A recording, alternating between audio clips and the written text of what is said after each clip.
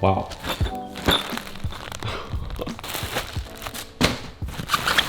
Oh my gosh, there it is. You are kidding me. Oh, it's so heavy. Holy smokes. Unreal. Okay, I am unbelievably excited right now. I've been waiting for this thing for many, many months. The fact that it's finally came feels surreal. Okay, let's go back inside where there's better lighting and I'm gonna show you guys what came in this enormous box. Also, by the way, just ignore the messy garage. I'm doing a little organization right now and well, Lucky's not being too much of a help. Holy smokes, look at this thing, it's so heavy. Okay, I figured we'd get today's video kicked off with a mega unboxing. This isn't a fishing related item, but I think it's equally as cool as one, and it's probably one of the most insane packages I think I've ever received. Like, do you guys see the size of that box? It's insane. Whoa. There's bubble wrap everywhere. Look at all this bubble wrap. Damn. Okay, well, okay, I know this probably seems really confusing. Why the hell is John B showing us a ram head? But it all makes sense here in just a quick second. So this ram head right here was actually custom made for me a very long time ago. I was visiting my good buddy Jaron, who's filmed a ton of content for me in the past in Montana, and I saw that he had one of these in his house, and I was like, yo, dude, where did you get that? Like, I want that. That thing looks insane. And he's like, oh, I just hand make those. Like, very nonchalant. He's like, I make those. So the one thing I really wanted is like a very big focal point or a focus piece in my place, and I wanted it to be, well, this guy right here. So this exact ram head right here is completely custom made. It is a one piece. Jaron was so kind to make this thing for me. It obviously took him a long time to finish this project, but man, did it turn out to be freaking sweet. To go along with that, he hand carved almost like this jagged rock point that is going to be the mounting piece of the head in of itself. So, like, look at that thing. Like, where am I gonna put this? I still need to figure that out, but I think I'll manage. Speaking of things that are coming along, I've got some exciting updates to share with you guys with the fishing hub, house, cave, whatever you want to call it. A lot of you guys seemed like you were really interested and wanted to see more episodes with the fishing cave, so that's exactly what we're gonna do today. While it looks probably about the same since I last left off, I do have some really essential pieces that I need to put up and include. I've got some tackle tray holders here. I've got 4 of these. They go like on the wall. Like what I'm gonna do is I'm gonna mount them on either side and I can fit my tackle trays in there. Also, I got a brand new desk. Old, like, I don't even know what this is. It's like plywood desk that came with the house is gonna be no more, and we're gonna replace it with this big thing right here. We also got some heavy duty rod holders. Enough chatting, let's install all of this here and make this thing look dope. There we have it. Stage number 2 is complete on the fishing cave build. Wow, that's pretty sick, man. Okay, so let me explain what I got going on here, because at first glance it may seem a little confusing. Stage number 1 was of course getting this metal pegboard set up, which I need to put some tackle on. Stage number 2 was setting up these tackle tray wall hangy things. This basically is a method to hang tackle trays on the wall just so they're a little more organized.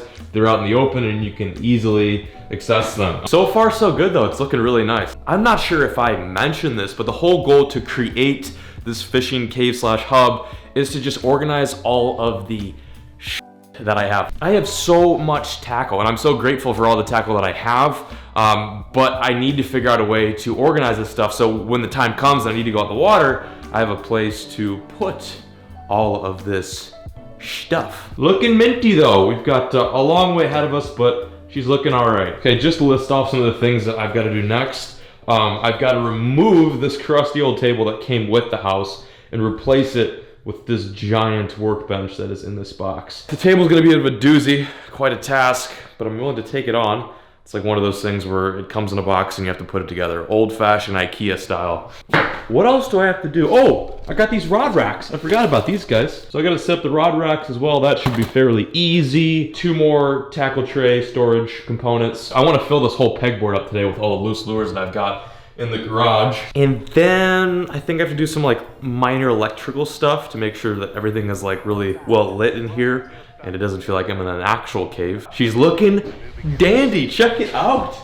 I like it, it's coming along swimmingly.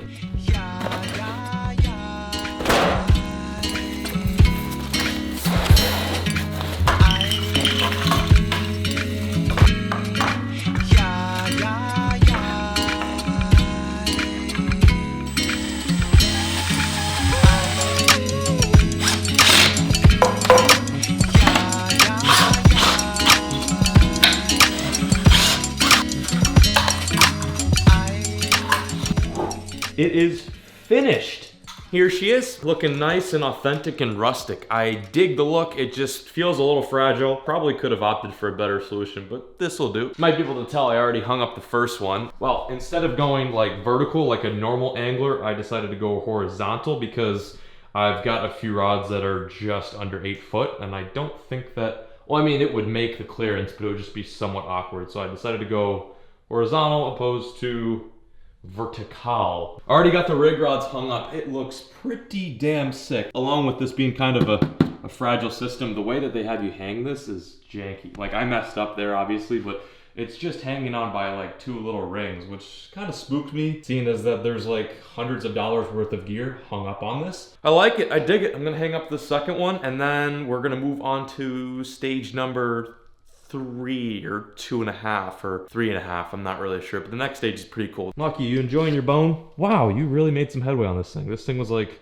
2 feet when I first gave it to her. You like your bone?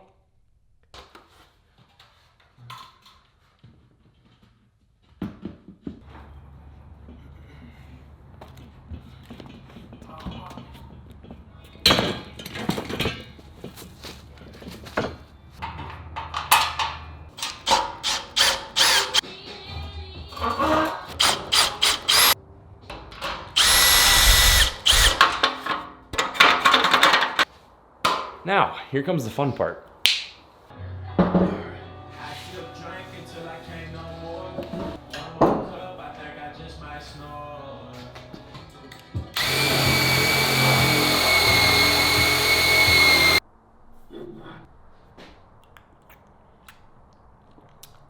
You know, I would be drinking a rig beer right now, but I'm fresh out, so Corona it is. And that Corona right there is much deserved after this mess of a little project. Absolutely crazy how you can spend like so much money on a very nice workbench, and yeah, they just send you a bunch of pieces. Basically, you're just spending money on pieces, you get it in, and then you gotta spend like 3 hours to put it together. Now granted, if I was a crafty human being, I probably could have put this together in maybe 30 minutes, but I suck at, you know, constructing things, and I actually happened to skip some corners with this one. But hey, check it out. She's finished. It just feels really awesome to have this like very clean, neat workspace where I can film videos, mess with my lures, play with my cameras. It's just perfect. It's everything that I envisioned. All I can say is we have come a long way. From the time that I opened up this shed when I first bought the house to where we're at now, this is really starting to turn into a pretty badass fishing cave. Let me know what you guys think. And the coolest thing about this is just the beginning. There is just so much more to come. I am quite stoked, to say the least.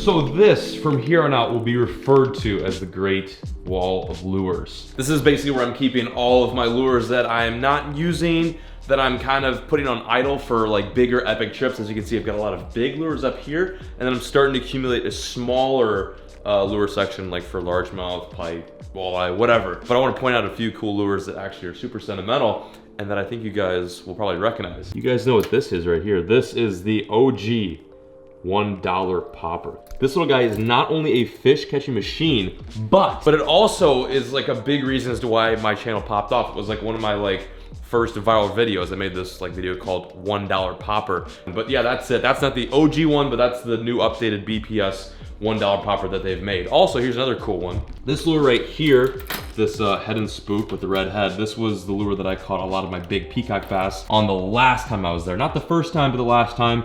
It's got some battle wounds, some battle scars. A lot of these big poppers do. I use these primarily for, you know, peacock bass, pike, big largemouth. And then up here, we've got some more peacock bass lures, a water chopper, big swim baits, some crazy zombie frog baits, like musky walleye, like just crazy stuff. So while yes, I use this stuff, I don't use it all the time. So this is kind of an opportunity for me to put it on layaway for a rainy day for when I go on these big trips, and you know, and I need them to make stuff happen and catch fish. Along with that, I've added a favorite rod holder too. This is pretty deadly. I think I stole this from the Guggenhaus. Sorry boys, but it just was so dank and I had to grab it. And last but not least, the finishing touch, the GS Guggen Squad flag. That is the second most badass flag, of course, next to the American flag. That is just the juice. It's really starting to come together and I'm very, very excited. I got a ton of comments asking for more fishing cave updates, and that's kind of what this video is about. I know a lot of you guys subscribed for the fishing side of things, the traveling, the epic B-roll, but